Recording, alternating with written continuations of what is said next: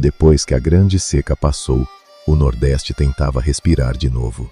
Muitas famílias, que haviam perdido tudo, encontraram enfim uma terra mais generosa, onde a chuva ainda caía e o chão aceitava a semente. Ali, baixaram suas trouxas e recomeçaram. Ergueram casas simples, plantaram, criaram seus animais e viram os filhos crescerem longe da fome que os perseguira por tantos anos. Era pouco, mas era um novo começo. Havia, finalmente, uma réstia de paz no horizonte. Mas o sertão nunca foi uma terra fácil. Enquanto uns lutavam para reconstruir a vida, outra sombra crescia no interior do Nordeste. Uma sombra armada, feita de revolta e de sangue, que logo cruzaria o caminho daquela gente simples. O tempo da seca havia acabado. O tempo do cangaço estava apenas começando. Tudo começava com um silêncio estranho. Os pássaros se calavam, a poeira subia ao longe, e no alto das serras surgiam vultos. Homens armados, de chapéu de couro em forma de meia-lua, atravessando o sertão em fila indiana. Era a sombra do cangaço se aproximando. Quando aqueles homens apareciam, o medo chegava antes deles. As mães recolhiam os filhos para dentro de casa, os coronéis trancavam as portas e o povo simples rezava para que o bando passasse direto, sem parar. Ninguém sabia se vinham em paz ou em guerra. Alguns os enxergavam como demônios soltos na terra, outros como justiceiros que enfrentavam os poderosos. Mas ninguém, absolutamente ninguém, ficava indiferente. Porque em cada canto do sertão, a palavra cangaceiro já era sinônimo de uma coisa só: o imprevisível. Mas afinal, quem eram esses homens? Os cangaceiros eram inconfundíveis. Traziam um chapéu de couro enfeitado com estrelas, moedas e medalhas, verdadeiras obras de arte feitas à mão. Vestiam roupas de couro que os protegiam dos espinhos afiados da caatinga e brilhavam sob o sol escaldante. No peito, as cartucheiras cruzadas, cheias de munição. Nas mãos, os rifles sempre prontos. Cada detalhe daquele traje contava uma história de coragem, de vaidade e de sobrevivência. Eram homens rudes, endurecidos pela vida, que conheciam cada pedra e cada atalho do sertão como ninguém. Andavam dezenas de quilômetros por dia, dormiam pouco e desapareciam na caatinga como se fossem fantasmas. Para as tropas do governo, eram quase impossíveis de alcançar. Para o povo, eram ao mesmo tempo temidos e admirados. Mas ninguém nasce cangaceiro. Para entender aquela gente, é preciso entender o sertão daquela época. Ali, a lei não vinha do governo. A lei vinha dos coronéis, homens riquíssimos, donos de terras imensas, que mandavam e desmandavam na vida de todos. Quem era pobre não tinha voz, não tinha direito, não tinha a quem apelar. Uma ofensa, uma humilhação, a perda de uma terra ou a morte de um parente muitas vezes ficavam sem justiça. E foi dessa revolta que nasceu o cangaço. Homens que, cansados de abaixar a cabeça, decidiram pegar em armas e cobrar, à sua maneira, aquilo que lhes fora tirado. Não pediam mais permissão a ninguém. No sertão sem lei, eles se tornaram, ao mesmo tempo, a própria desordem e uma estranha e violenta forma de justiça. E assim os bandos cresciam e cruzavam o sertão de ponta a ponta. Em fila, atravessavam a caatinga sob o sol impiedoso, carregando armas, munição e o pouco que possuíam.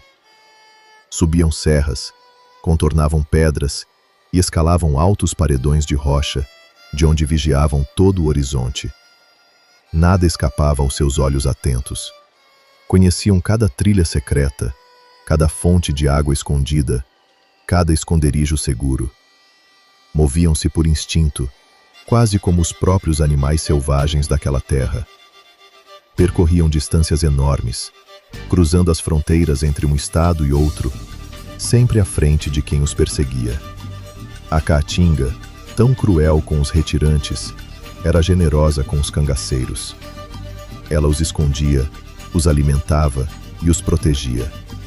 E enquanto tivessem o sertão do seu lado, Eram praticamente invencíveis. Mas a vida no cangaço estava longe de ser fácil. Era dura como a própria terra que pisavam. Marchavam o dia inteiro carregando tudo nas costas, sem endereço, sem descanso, sem amanhã garantido. À noite, escolhiam um esconderijo seguro, acendiam pequenas fogueiras e, por alguns instantes, esqueciam o perigo. Ao som da sanfona, dançavam um chachado, aquele passo arrastado que se tornaria a marca registrada dos cangaceiros. Era o único momento de alegria numa vida de tensão constante. Comiam pouco, dormiam menos ainda, sempre com um olho aberto e o rifle ao lado. Qualquer descuido podia custar a vida. Cada novo amanhecer era uma vitória arrancada à força do destino. Sozinhos, porém, os cangaceiros não teriam sobrevivido por tanto tempo. O grande segredo da sua resistência tinha um nome: os coiteiros.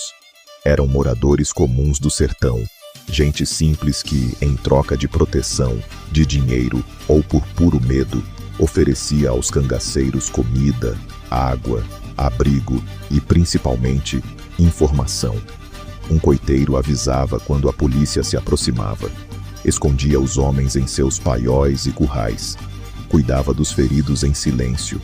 Sem essa rede secreta de apoio espalhada pelo sertão, nenhum bando duraria uma única estação.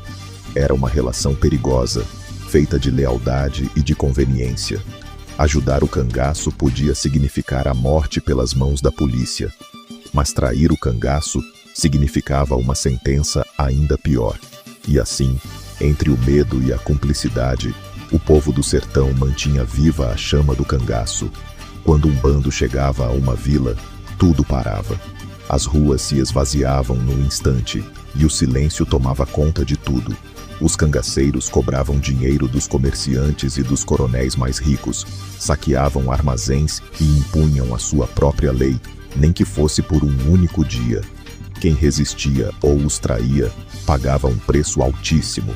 O medo que espalhavam era real e merecido, mas conta-se também que, muitas vezes, distribuíam parte do que tomavam entre os mais pobres, que pagavam bem por um prato de comida e um teto, que apadrinhavam crianças e respeitavam quem lhes era leal.